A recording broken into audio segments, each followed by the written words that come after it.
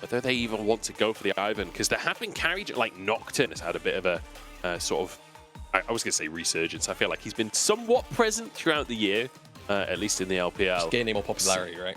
Yeah, and certainly when you've got a player like Heng on your roster, I would love to see some presence there. But the Azir locked in for Shanks instead, playing towards the late game with a control mage, Sejuani for Heng. Yeah, so there's that facilitator for Heng. Shanks on, honestly, his most coveted pick. Like, Azir, I think, gets banned by percentage the most against WE, so it's not often that he ends up with this pick in his hands. As there's the IVern and the Jax there for EDG. So AD solo laners across the board for EDG. Jiejie rocking this IVern. We'll see how he gets on. I typically love IVern with these bruiser-esque picks like the Jax in the top side. So I hope he gets to facilitate up there, but also with some of those rework changes, of course, also works really well at just flat out protecting AD carries with that refreshable shield. W on the opposite side will lock in that Ksante, so a top lane matchup that we are super familiar with. And now it's about the bans and how WE are willing to sacrifice, because they do have first pick on 4. You would expect that they're looking for a priority AD. We'd certainly expect a Vayne getting been banned away, not something you'd expect usually, but they're against Uzi, so I can kind of see it. Maybe a Caitlyn ban, since we're against Uzi. I mean, I think it's more about the fact that right now WE just don't have any point-and-click CC, right? So they're worried about finding the ability to actually shut down that Vayne. And without point-and-click CC, typically it can be very, very difficult, and you never know what Lwandy's willing to pull out, especially if he gets counterpick, right? He's the kind of guy that will whack out something like Janna, so you don't want to give Uzi that much AD freedom. So I like that the niche call-out comes through, and they're also going to remove away the Ashe, which is something that Uzi has also been favoring a lot. Yeah, Uzi big on the Ashe, and we're getting into murky territory when it comes to AD characters. Kai'Sa's has been queen there. We've got the Ashe taken off of the board. Things like the Varus still available. You can still very much go for the AP build. It got changed slightly, but it's still very much viable.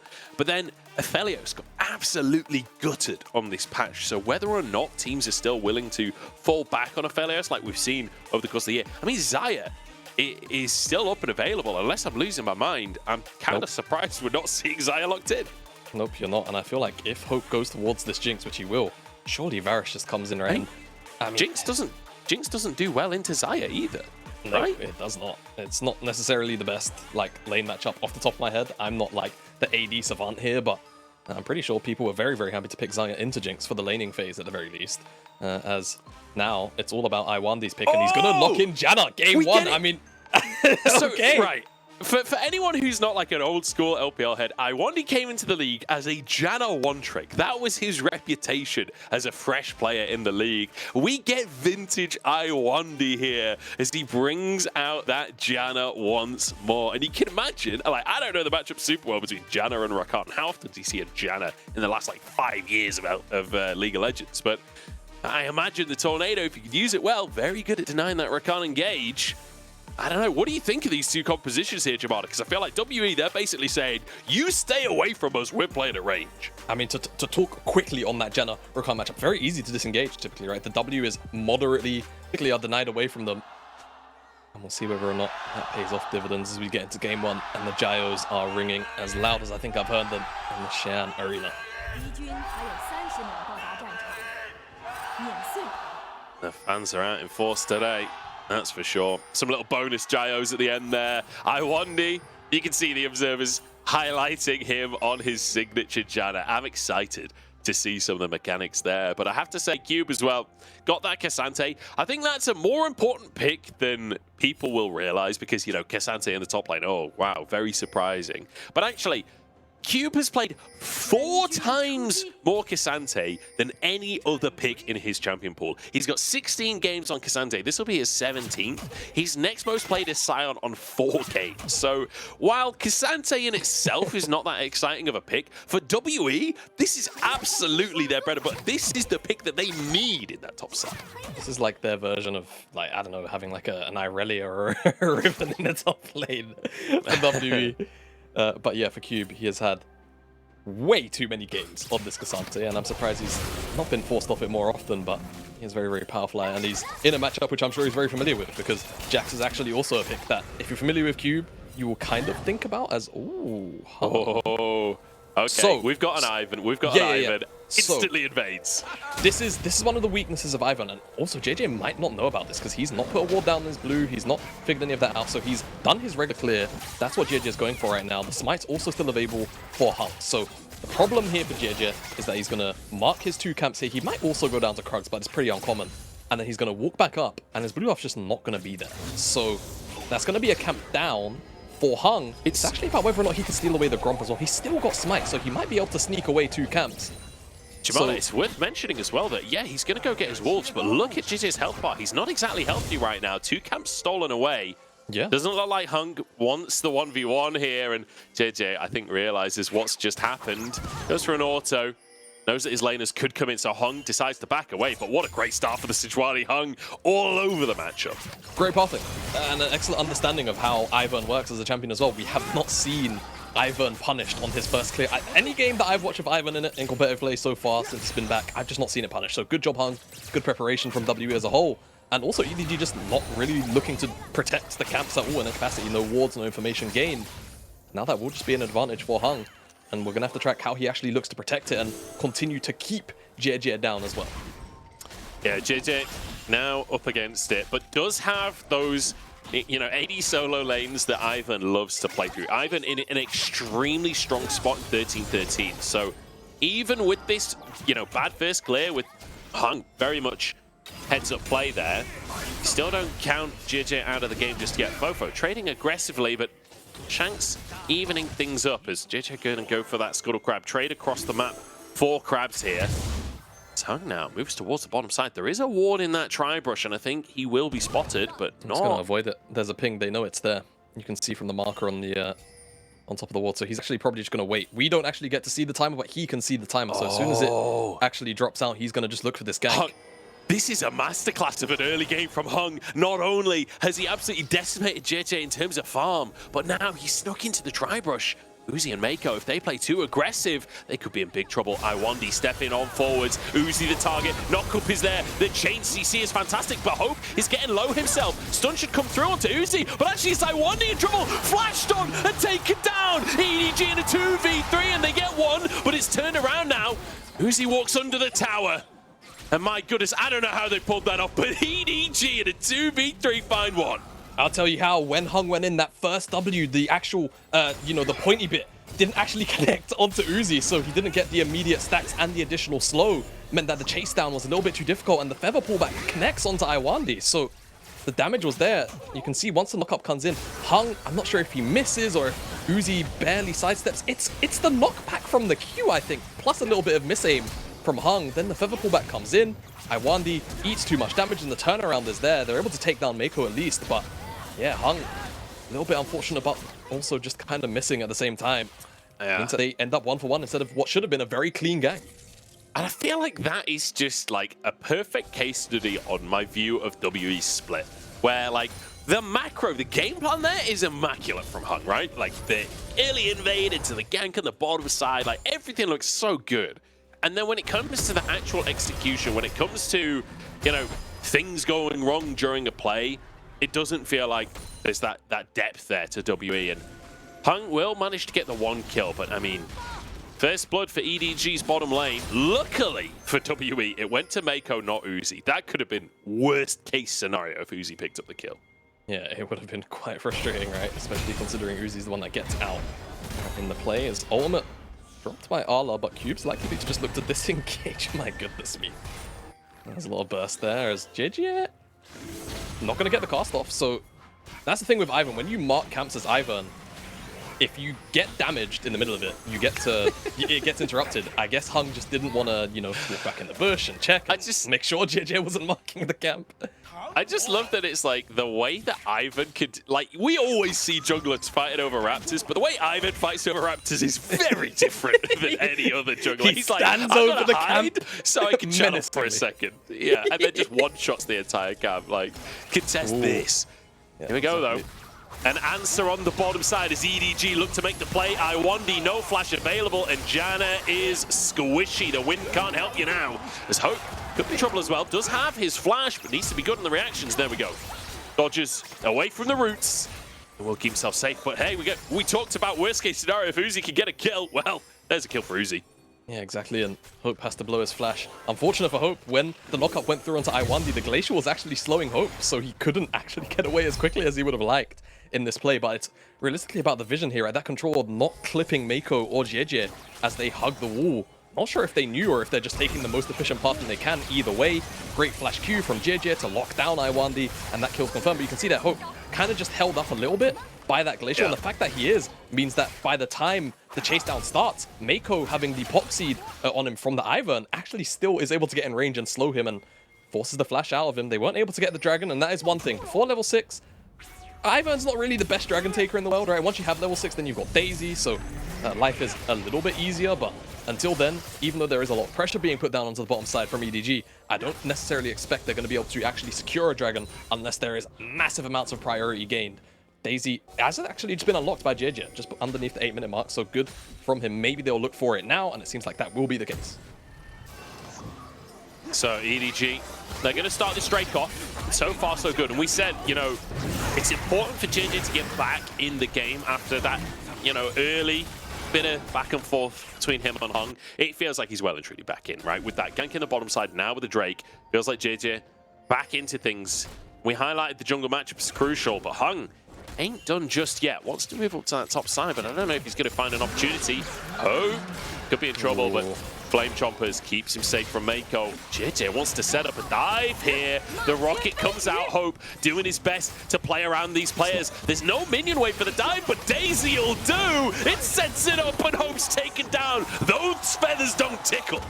Oh God, it's so broken sometimes, isn't it? You can't really do anything 3 versus 1 anyway, but the fact that Daisy's able to tank up the tower there just makes that dive pretty much one way you can't trade back ever. They do get the Herald on the opposite side of the map, so WE lose out on the Dragon. They do lose Hope, and Uzi is actually not going to hit on that tower for any place or anything like that, so it is just kill trade, but Uzi's already got the Kraken Slayer. I mean, he's at 1 item already. I don't think EDG are too upset about losing this Herald on the top side. I don't think they care at all, to be honest. Because, like, when you think about where WE would even put the Herald, do you really want a Herald for Ksante? Not particularly. It doesn't feel that great. I mean, it's better than nothing. As here we go. Q pulling Ala over the wall here, and Heng is in the area, but misses the W once again. Ala will get stunned up here. Should be finished off. No. No, wait. The shield comes in. Ala still surviving. Okay. Take him down. Q gets the kill. That got way too scary. Dude. Like, the execution was just getting more botched and botched, and I saw Jiejie walking up with the shield. I was like, no way he gets out of this, right? They do take him down in the end. A little bit spooky by the end of the play, but at the end of the day, the kill was still secured. WE, though, I think because that takes so long, if they were planning to put that Herald down in the top side after killing off Ala, it's no longer really a big option, as we'll get a replay look at how that one kind of unfolded, and it's just about Ala kind of going in, good dash back, and then reposition with the Pathmaker into the over the wall with the all out, but then Q flashed over by Ala. I think the initial W also missed from Heng, so just about everything flies wide, and eventually Heng even commits the ultimate amidst all of this as well. That's where the stun actually comes from. Jiejie gets close enough to drop the shield, but definitely not enough shielding at this point in the game to actually keep Ala alive in a situation like that. Whew. Messy to say the least, but hey, WE did get that kill. Herald wasn't used in the top side. You can see Heng hovering down towards the bottom lane for the time being. I feel like the game plan for WE surely has to be shut down Uzi at this point. He's 2-0-1. He's got his Kraken Slayer already. He's 10 CS up. You've got a Herald to use. I feel like you'd love to get that behind Hope, a player that we've seen can play at the real top level in LPL. We saw that when he was on JDG, and Hope used to be on EDG. You'd love for him to be the big carry. Yeah, back in 2020, this was where he was, and he was on their academy for a long time, right? So for him, it would be nice to, you know, at the very least, if not win, have a very solid showing today. But you want that W. You want to move on through the playoffs, as we have unfortunately hit a pause, hopefully a brief one. Yeah, we'll have to see what the issue is with the pause, and we'll update you guys as soon as we can. But so far, actually quite an action-packed game here between the two teams. I kind of came in, you know, first game of playoffs, a lot of pressure on the teams. My expectation was a little bit of like, okay, very, very passive game number one. We often see in best of fives, game number one, a little tentative, a little unsure. It does feel like Heng came in with a clear game plan, trying to invade, then trying to make things happen in bot.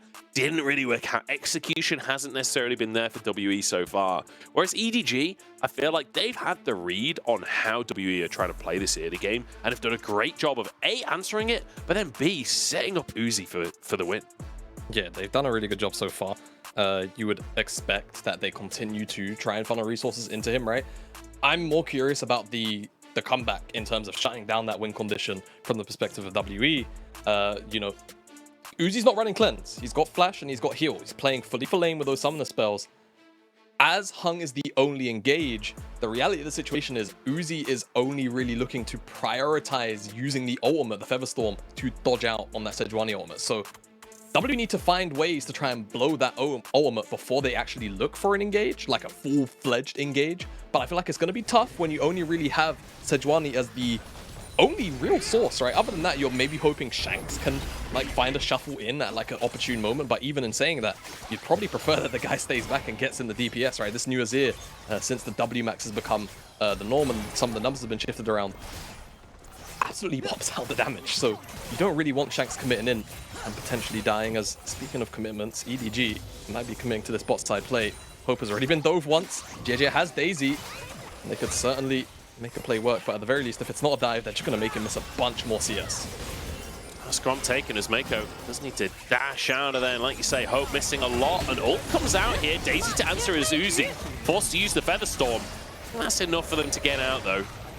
And Hope now over the 10 CS down, but it's the kills that are really the big lead, and those tower plates as well. Uzi now with 3 plates in his pocket. I don't know if they're all solo plates, but certainly a boatload of gold there for Xayah. I would love to look at the gold difference between AD carries right now, because I feel like it is a lot bigger than it looks. Yeah, it probably is, and I'm sure we'll get a look at some point, but I think the bigger factor is because Hope obviously went into those tier 2 boots as well, right? Uzi just paced for a PF sword, so not only is he a full item completion up, he's the extra full EAD on top of that Kraken Slayer. God. So it's Hope didn't even ridiculous. finish an item. Yeah, it's not the best look in the world if you're a WE supporter right now, so I'd say look away, but the rest of the map isn't doing too bad. Everyone's picking up their first items now, so for WE, yes, you know that gold difference between Hope and Uzi is huge, but it's being made up in other areas, right? This top side of the map, for example, Cube already has his Mythic. He's got a whole bunch of plates off of this tower, so he's doing well in this 1v1, but he's got to translate it to those teamfight wins, right? He's got to actually ensure that he's putting down pressure on top of Uzi specifically in this case, once we actually get around to those bigger 5v5s. Yeah, it feels like Cube having a really good time. 3 plates up on the top side. Big CS advantage for him. Similar story in the mid lane. While the CS isn't super favorable for Shanks, he's managed to get a couple of plates off the back of the Herald that we saw Heng drop for that Azir. And we all know that Azir, later on in the game, can be an absolute monster. Jiejie doesn't manage to get that Scuttle Crab. Heng wants to start the Drake off anyway. EDG got the first of the game, but WE don't want to let the second one go without a fight. Meiko trying to move in alongside Jiejie. Daisy now will be thrown into the play. TPs from both top laners. We've got a 5v5 on our hands here, Jamada, as Ala has to use the counter-strike early just to keep himself alive. Smite onto Daisy here. Heng's Smite is currently on cooldown. This is no longer a good Drake for WE. Oh, I don't know if that was a good play, Heng. As now WE try to bustle their way in. This is so wonky. They're buying time, though. I mean, the issue is if they start to give up ground, the EDG can burst down the dragon, and there is still no Smite for a couple more seconds. It's going lower, 2k. They're going into the pit here. Heng is so low, though, and Meiko with the quickness to find him all out onto Meiko to pull it back out of play, but he dives back in, and Jiejie gets the Smite. Azir, though, popping off. EDG still 4 retreating now. Featherstorm out from Uzi as he dashes back away. It's 4v4 and it's absolute carnage as Hope tries to chase for more, but he can't find it. It's a 1-for-1 overall. How the hell was that a 1-for-1 at the back of this? It's Heng for Meiko. EDG also got the dragon. I think amongst that mayhem, I think the dragon started to reset and it messed up the execution for Heng on the Smite. Let's get a look at it in the replay because this is so weird, right? So Smite still on cooldown, 5 seconds. It starts to get bursted. Then it's the commitment from both ends, right? I think what tries to be had here is Cube tries to bring both Ala or one of those people out. It resets at the very last second. That's so rough for Heng. EDG will get that second dragon. Whoa!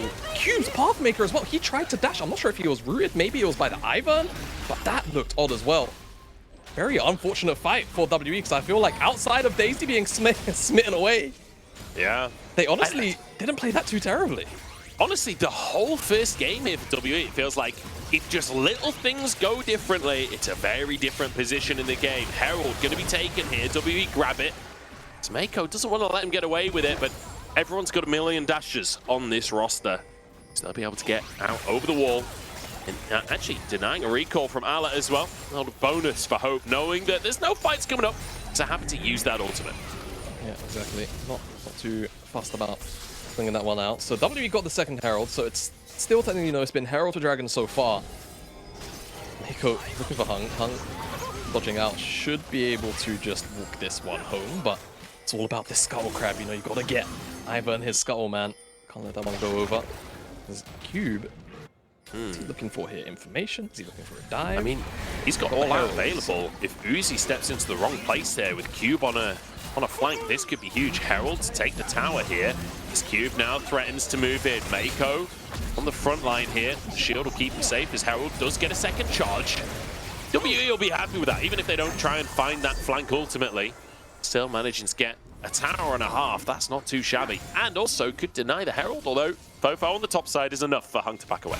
Yeah, and tier 1 is also really, really important. I talk about this a lot, but when you have that tier 1 down super early, it gives you the ability to catch those mid-waves ups a lot higher than the opponent can afford to, right?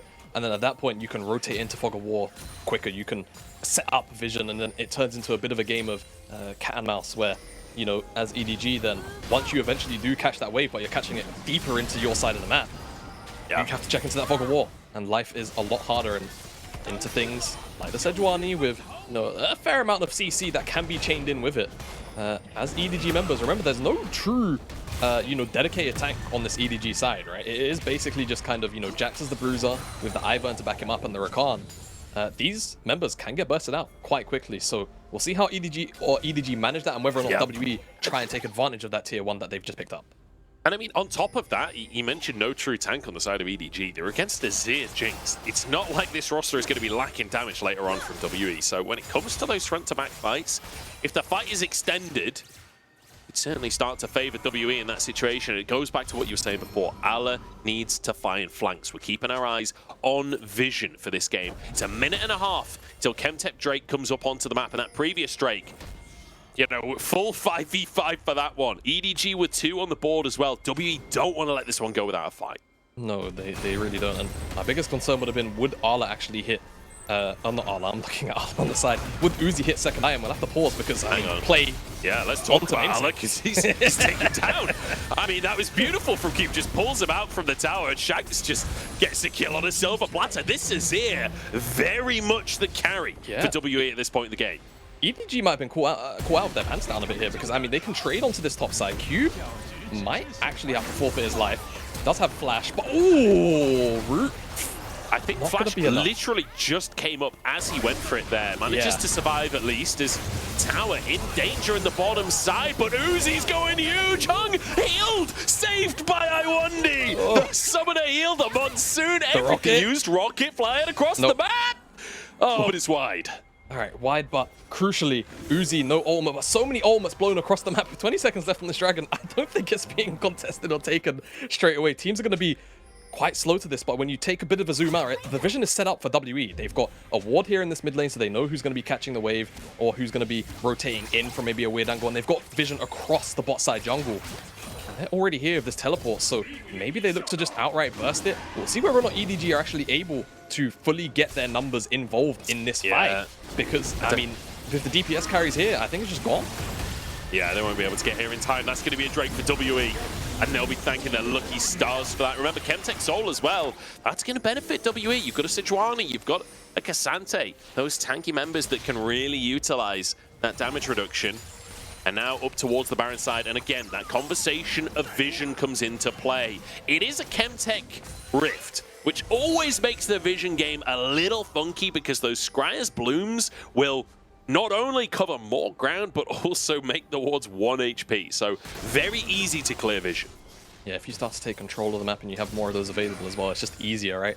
to deny vision and keep vision on your own side. Also, a point of note, I feel like when you've got those individual Chemtech dragons as well, even the Janna gets value right from the shield and heal power, and of course the IVern does. So you want to try and keep those away to from be honest, EDG's end as well. Janna's kind of the best champion in the game for the individual ones. There's probably not she's got that many heals, more, she's yeah. got shields. Like what else? What name a champion that has more healing and shielding?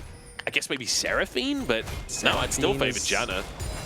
I don't know, Uni, man. maybe? Nah, I think you haven't seen Seraphine in long enough. That's what I'm gonna say. We had some Seraphine. Now, I don't recall the Seraphine looking the best. I think it was Team Heretics with Flackhead. But like Seraphine, when it hits, man, I'm telling you, I'll let you know right now. Shield and heal, it's pretty good. It's very, very strong. I'm actually I'm a bit of a dirty Seraphine enjoyer as an AD carry. I feel like she's actually low-key cracked in solo queue if you're willing to farm up.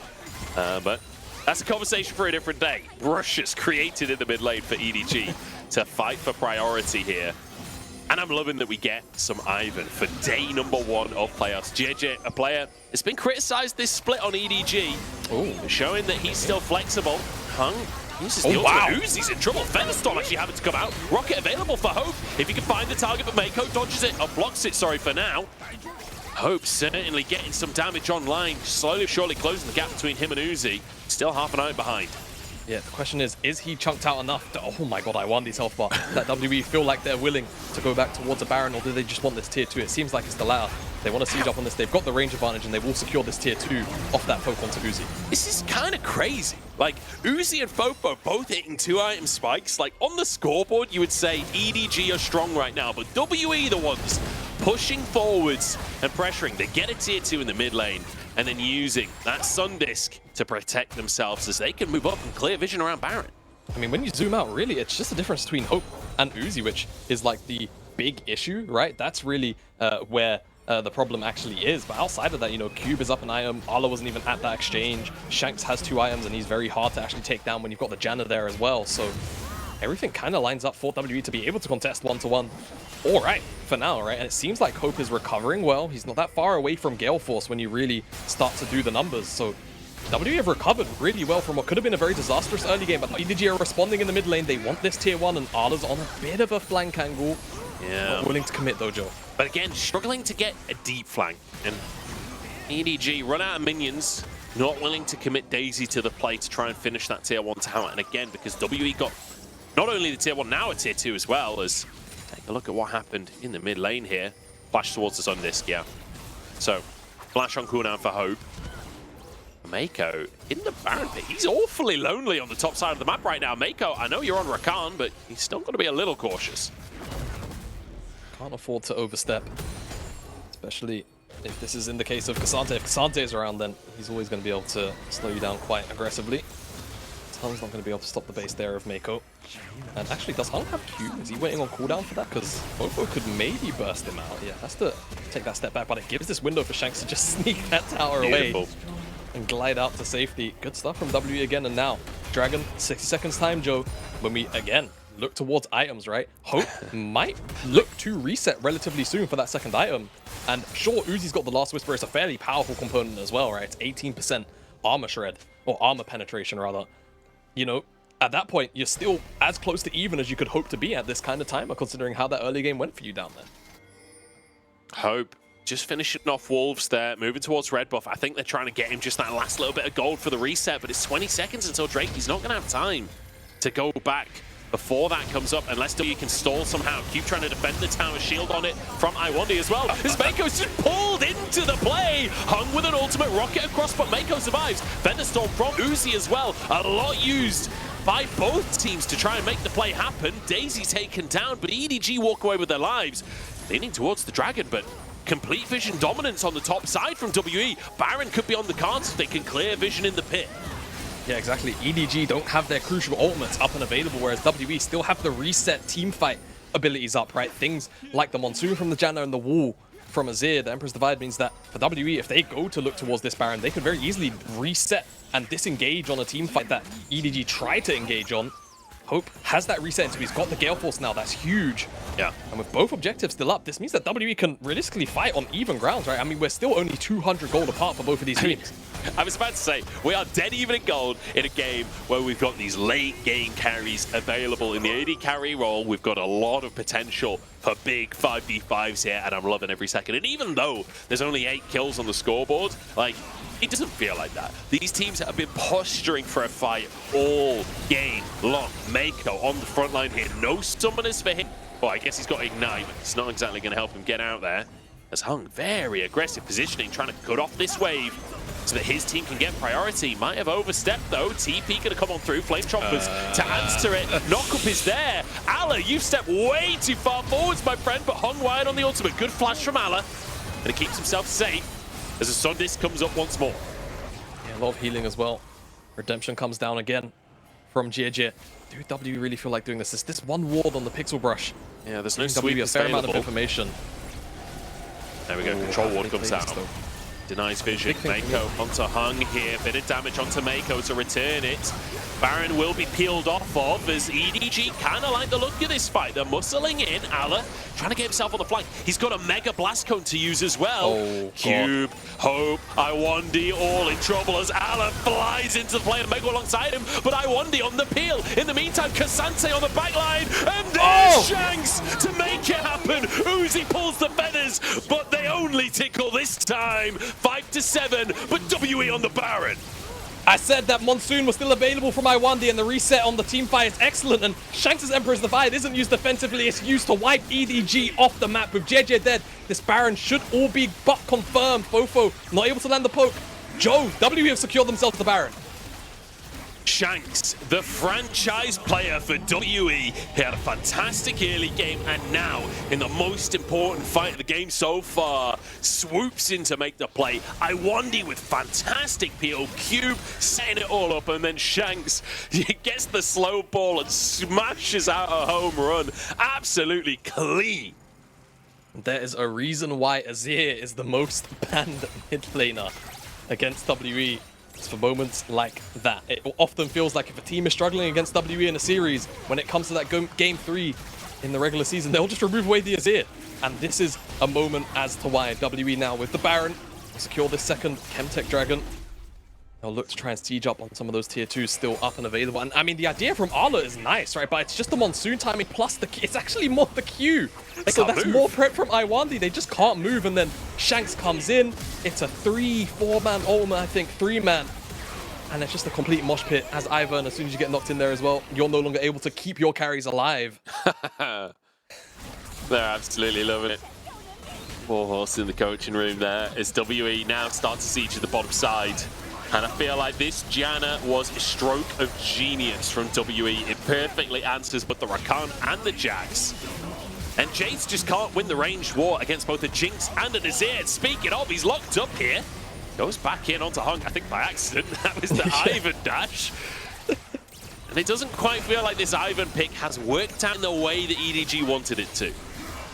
No, it hasn't. It's not been able to enable the solo lane specifically here of EDG, and for Uzi as well. It's not really been able to keep him, you know, alive every single time. He's only died once, but it feels like, you know, these engagements have been really awkward. Right? It's been about Uzi having to blow the Featherstorm super early. He's not been set up for a proper front to back just yet. And W have done a good job at denying that, right? It's been a lot of, you know, pick, a lot of poke, a lot of chucking out CC like this from the side of W as they force EDG back into their base. With one inhibitor down, they want this mid lane inhibitor as well. See if they can find it.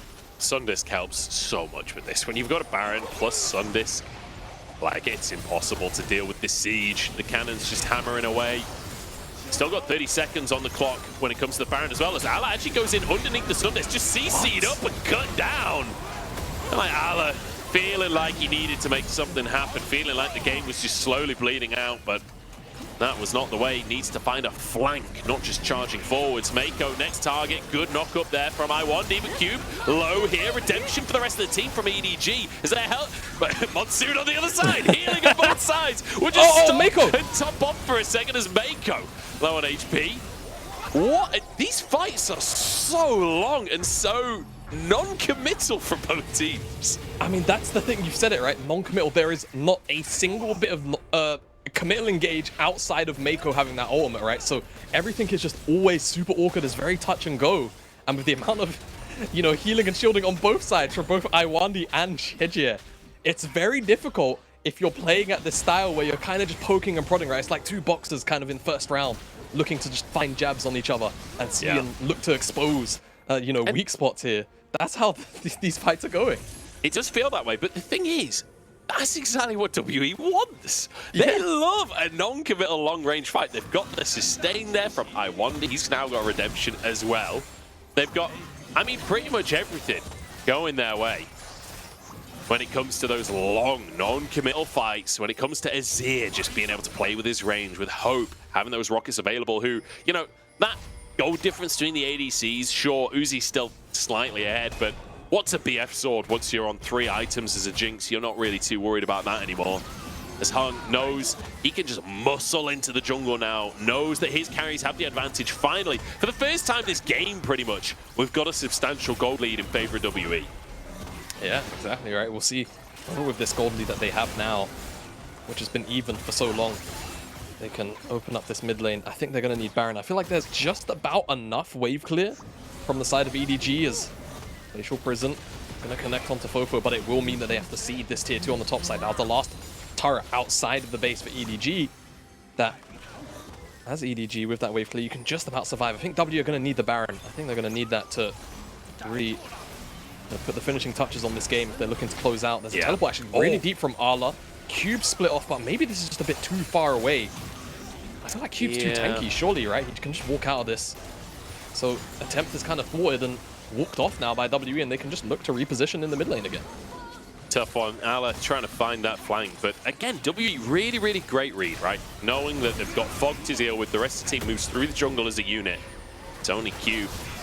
As EDG, they're trying to find their way through the mid lane here, but Shanks and Cube cut the wave off, so there's no objective that they can grab. Hope getting some big damage onto Jiejie and Ala. There's Dragon spawning in 20 seconds, and EDG want to threaten it, but WE are like, you know what? You can go for the Drake. We're just going to take your base if that happens. They've got supers in the bottom lane. They'll tank this tower. It's almost low enough. They've got a wave on the top side, actually, so either way, EDG are outmaneuvered because they can just kill the tower. It doesn't matter. EDG, you've forgotten that there's buildings to defend. They've gone for a Drake that's not even soul, and they've lost a mid inhib for it, while Hope pushes the wave at the top side as well. Heng found, though, as is Cube. Big shield comes out from him from the stone plate, but he dashes over to the rest of his team. He's still surviving as redemption comes through, and now he's found Meiko over the wall as well. Counter redemption for EDG sustain, but 2 inhibs now down, and Baron back on the map for WE. Yeah, W on this side of the map, they can look to actually take it, and you can see Arla has to answer these super minions, so this is going to be the green flag, TP. Surely, for WE to just start this up, right? Or if they want to look for a reset, I wouldn't blame them either. Don't overreach your bounds, right? Yes, it's a very awkward sequence of play, but you don't want to overreach, you don't want to allow EDG in, and now do EDG just try and counterpunch? It seems like they do, but Heng didn't actually commit the full base, and teleport's coming back in from Cube. Everyone is here from WE minus Shanks, and he's going to make it quite quickly as well. This is bold from EDG, but I love it. Trying to force the issue. Cube here to answer. He's happy to be that front line. Meiko pulled back in and will just get shredded by Hope. The damage on this Jinx is insane at this point. FoFo, the next target, as Hope Gale forces forwards. Another pushback from Shanks. Turns going to keep himself safe as well, as Ala jumps back in and somehow survives. Dashes away to safety. Cube to follow, though, trying to finish this one off. But the feathers come back in, and EDG somehow winning the fight. Uzi with the damage, and there's one for Jiejie as well. EDG off a spark Baron play, find a way back in. We said WE didn't want to overreach at the Baron, but they overreach in this side of the jungle and allow EDG back into this game because they walk into a choke against the Xayah. It's 1-0-1 against this champion.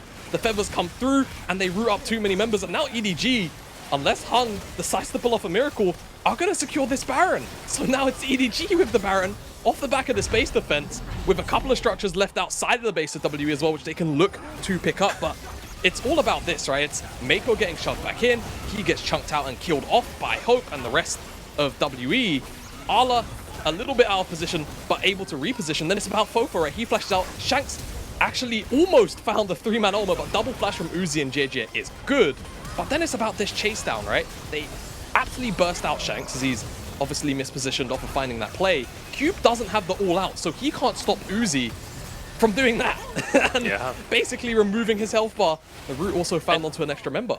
I mean, we were saying that IVern's not really found its value. That fight right there, Allah surviving right there, there's the IVern value for you. Yeah. Phenomenal stuff. Oh, Hung on a flank. There was a ward though, he's spotted. He has to back away. EDG with the Baron now. And my God, Jamada, let's just take a second. What a way to start LPL playoffs here. An absolute banger between EDG and WE. We're going all the way in game number 1 here. 35 minutes on the clock. Gold, dead even. EDG trying to siege with this Baron. WE do have a good amount of wave clear, and Hung has found his way behind enemy lines. Goes for the ultimate to Uzi, but no follow-up from the rest of the team. Yeah, there's no pressure from anyone else. That's the issue. EDG, actually, when they look for any plays aggressively like that, WE just were. They really have to attack it with pinpoint precision, because the amount of, again, disengage available to WE does mean that the reality of the situation is if you don't 100-0 the target that you're looking at, they're just going to be healed up, they're going to be shielded. And you could even end up with Shanks in the middle of your team, shoving you back in for overreaching for that play in the first place. So really have to be careful as EDG is. I mean, I feel like WE are not being careful on this base defense, right? They just let FoFo take that tier 3 basically for nothing. FoFo just returned the favor for what WE did to EDG's mid tower earlier. Just walks in and 2 shots to the tower. Now sieging the bottom lane as well. As the bottom inhib tower will fall. Potentially a fight off the back of it as well. Meiko on the front line here. Low on HP but surviving. IVern buying space for the rest of the team with that Daisy. Daisy sacrificed for the play. The poor little golem. No one ever thinks about Daisy's feelings, do they? Never. Daisy apparently doesn't matter. To the side of EDG for now. Everyone always asks, where is Daisy? No one ever asks, how is Daisy? Siege to the bottom side, so this goes down. Bottom inhib in trouble, and EDG knocking on the door here as they find and engage. It's on to Hung, he flashes out, Redemption is there, but the Ignite finishes the job. Cubane tanking up, and the feathers go out as well. There's only 1 kill so far onto Hung, and I think WE can hold on. Yeah, they might be able to. 5 members. Where's the wave? They might just get 2 inhibitors, I think, because the supers are pushing in the mid wave. And that bottom lane wave, it's here now, but do they really want to commit? Allah has teleport. I feel like maybe with just Baron fading off, they're going to have to just back away because that wave will get cleared out very quickly. Should just be the case. The dragon's still on the map, by the way. That dragon has been there for at least like 3 or 4 minutes now. So maybe that's the prize EDG will also claim on the back end. I feel like something's in the water today because LCK started the day with a really long game. And this one is looking similar. EDG get themselves 2 inhibs here. That Drake finally this Drake has been alive for like 10-15 minutes at this point. Finally taken by EDG. Remember, that's the Drake that EDG were threatening when WE took the mid inhib. That mid inhib respawned a long time ago. Goodness me, I said 4 or 5 minutes. Maybe it has been longer. EDG will put themselves on Soul Point. Remember that? 1 individual dragon is going to go the distance. We've seen now that IVern is starting to have massive shields, right? And obviously the redemption healing is massive. That guy's at 4 items, I think. He's got a component for the 5th as well. I kind of want to revisit something we said earlier, and that's that EDG don't have like a true tank. But the thing is, when you look at like Meiko with Righteous Glory, on top of Jiejie having all of this sustain, and when you look at the Jax having a Zhonya's, on top of all the sustain from Jiejie, with Daisy in the mix as well. Oh my God. They're a lot tankier than you really give credit to when you first look at the composition. Yeah, exactly. And the one thing that you would really want to have against like a team with this much shielding as a Serpent's Fang, but no one can really buy that on WE, so no, the shielding is going to stay true. FoFo goes from having 3k HP to basically 4 with 1 shield. Oh my goodness me. And that applies to basically everyone. They're getting like a 700, 800 almost shield every time like Jiejie presses Ezekiel on them. Sure, you outrange them, but what if all of your damage hits shields? Heng is just gonna get shreked. He just gets absolutely rinsed by Uzi and FoFo's damage there. And EDG, are they actually just gonna walk this in? After 40 minutes of back and forth slog, they just walk forwards at Heng, finish him off, and now try and end the game. Cube has to try and tank up as the wave is cleared. No Baron for EDG. That does make things harder against the Jinx and the Azir. Definitely does. WE, what are your answers? Without Heng, without that core bit of engage, EDG know right now that WE are shaky. They're on their back legs. They can be taken out. Arla. Flashes forward. That's Counter-Strike on cooldown as well. Rocket, Gale Force, but Arla survives. Meiko out as well, and the redemption for Sustain. Minions being cleared as Cube forced to flash under the tower. Uzi goes forward. Featherstorm out, but survives for now. Shanks. Hope still going too as the Counter-Strike on cooldown. Shanks using the ult to protect the base. Double supers in every lane, but WE hold strong. They hold strong. EDG, what do they want to do? They're chunked out. They're quite low. Redemption's not there for healing, but they're peeling back towards the Baron because they know if they look for a reset, WE will surely start this one up. Looking to defend it, maybe. WE, remember, the supers are going to start to stack up. Shanks is on the bottom side of teleport. Arla's looking to try and end the game through the top side. He's got the hull breaker as well. So if he's alone, he's going to buff those supers up to basically be unkillable for Shanks. This is a Baron problem. is crucial. Heng, the only rookie in the lobby, with a miracle on his plate right here. Ala trying to threaten as Shanks goes for the 1v1 onto the enemy Jax. And this is a late game as here. Ala with a counter-strike, but it ain't gonna save you. Shanks with a solo kill as the rest of the team's fighting around the Baron. EDG feels like they have the upper hand here as they push forwards. Hope in trouble. They'll walk away for now. Meiko trying to get onto that AD carry. Shanks is just playing tower defense. He's holding on for dear life for WE inside the base. I like the idea from EDG and from Arla, right? They know if they look for the reset, WE realistically try and just start up the Baron, maybe even take it down with Azir and Jinx. They know that the burn will be absolutely massive. Heng forced the flash, so EDG still getting summoner spells out here. They're still considering this Baron, right? Daisy, at this stage in the game at level 16, very short cooldown, so yes, it died, but you can see on the left side, it's basically up already. This Baron is being melted. 6k, 5k. Heng, can he find it? It's gone. Uzi takes it and Hung in the pit now. Cube low on HP as Shanks TP's in.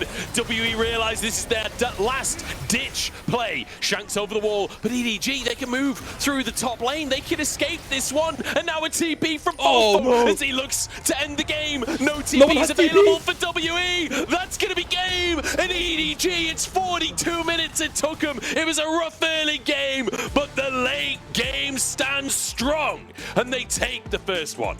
Oh my god, what a way to open this series. That was pat nonsense from both sides. 42 minutes. And it's just a game, Joe, where no one has engaged. No one has hard engaged. It's just one form on both sides with all of the shielding and healing. So everyone's just kind of staring at each other. The health bar